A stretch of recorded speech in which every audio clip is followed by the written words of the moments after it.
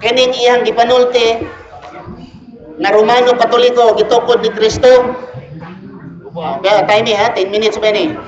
10 minutes. Kung saan ang orasa? 10 minutes. Ikaw mag-time, 10 minutes. Kung saan ang orasa diya? 6:22. Matapos ko? 32. Igsoon. Wala dyan tayo mabasa sa Biblia.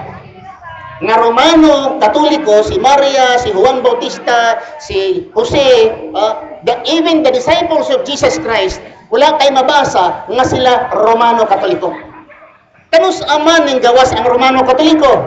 Ang pangalan ng Romano Katoliko na mga historian diri mga kaigsuonan na sila ni mga Katoliko ganing ni nga mga historian. Diya si Eamon Duffy na si Hobart Gidlin, matod nila ang Romano Katoliko ning gawas kini niadtong tuig Reformation. Nintawa ni ingon sila sa 11th century hantod sa 14th century ning gawas ang kining talang gitawag og Roman Catholic. The early followers of Jesus Christ gitawag lang sila og followers dili Roman Catholic. Gawas pa kung ang Roman Catholic mo itinuod nga pagtulunan, wala man si Jesucristo nagtudlo og Trinidad. Si Trinity, si Jesucristo wala nagtudlog Trinity. Si Maria wala nagtudlog Trinity. Si Joseph wala nagtudlog Trinity. Si Juan Bautista wala nagtudlog Trinity. Kano sa aman ang Trinity? According to the history, ang Trinity na formulate, na develop lamang in 325 AD. Even word Trinity, wala tayong mabasa sa Biblia. Ang Roman Catholic, the fundamental teaching of Roman Catholic, one of the fundamental teachings of the Roman Catholic is Trinity, the Trinity. To believe Jesus Christ is God, the Father is God, the Holy Spirit is God. Wala man kayo mabasa. Sa Biblia, wala kayo mabasa nga the Father is God, the Son is God, the Holy Spirit is God. Wala kayo mabasa sa Biblia. Even the word Trinity, wala kayo mabasa sa Biblia. Kanang niingon sila na ang Trinity ginatudlo, wala.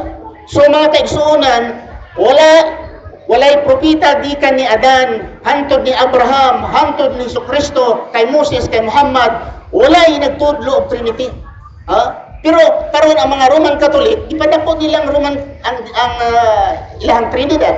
Ganito pa. Tudlo gyapon ni sa Roman Catholic. Akong pamatud-an dinhi nga ang Roman Catholic mga kaigsuonan, wala gayud na hisubay sila sa pagtulunan sa Biblia o kang Jesucristo. Nga naman, about circumcision. Ang circumcision, mga kaigsuonan, kung basahan mo ang Galatians chapter 5, verse 2, nag-iingon, ako si Pablo, magasulti kaninyo, kung kamo magpatuli, walay silbi si Jesucristo sa inyo. Ang Biblia nagasulti igsoon, na dapat, kung Romano Katoliko ka, support ka kung Romano Katoliko. Ang Biblia nagapamatuod, o ang Papa sa Roma nagapamatuod. Kinsa may nagapamatuod? Ang Papa sa Roma. Okay? Basahin ako dito about circumcision. Okay. And mabasa sa Constantine Domino in 1442, signed by Pope Eugene IV. Si Eugene IV, Papa sa Roma, nagaingon, from 11th session of the Council of Florence, itong 1439, nagasulti siya, the council said, therefore it is strictly orders all who glory in the name of Christian not to practice circumcision either before or after the baptism. Either before of the baptism, ang Papa sa Roma nagasulti, kinahanglan dili ka mo magpatuli. Mao ni istorya Romano Katoliko, mga pisot di ay. Kaya di bawal man. Ingon pa din nagapadayon, since whether or not they place their hope in it, meaning circumcision, it cannot be possible be observed without loss of eternal salvation. Nagmatod pa ni Pope Eugene XVI, kung magpatuli ka, wala kay kapuslanan sa salvation. Dili ka maluwas kung magpatuli ka. Sayang wala ko kapangutan na kung tuli na akong kaobran o dili. Nagsulti man ang Biblia, kung kamo magpapatuli, ako si Pablo nag-ingon kaninyo, kung kamo magpapatuli, walay silbi si Kristo. Unya dungagan pag yun sa Papa sa Roma nga mao si Pope Eugene IV niadtong tuig 1439 nagasulti siya nga therefore it is strictly orders all who glory in the name of Christian not to practice circumcision either before or after the baptism. Papa man eh. Nga mutahod man ni sila Papa. Ambot. Dili po lisod pug ino nako tan-aw ko kung tuli ba ka episode kay mademanda tayo ni. Okay, may suon. Nangutana ko sa kaniya ganiha kung ang mga tao nga nakahibalo og Katoliko mamatay sila adto sila sa impyerno sa iyang sinultian ig suod basta daw wala ka nakahibalo og Katoliko mamatay ka may puruhan pero kung nakahibalo ka kung sa Katoliko dili jud ka malangit kung ikaw namatay nga dili Katoliko pero diri ta igsuon sa ilang Vatican Council. Okay. Ang Vatican, atong Second Vatican Council, niadtong 1962 to 1965, si Pope John 23, Pope John 23, namatay siya niadtong 1963, gipadayon kini ni Pope Paul XVI nga matod nila sa ilang basahon, Lumen Gentium 16 niadtong Nobyembre 21, 1964.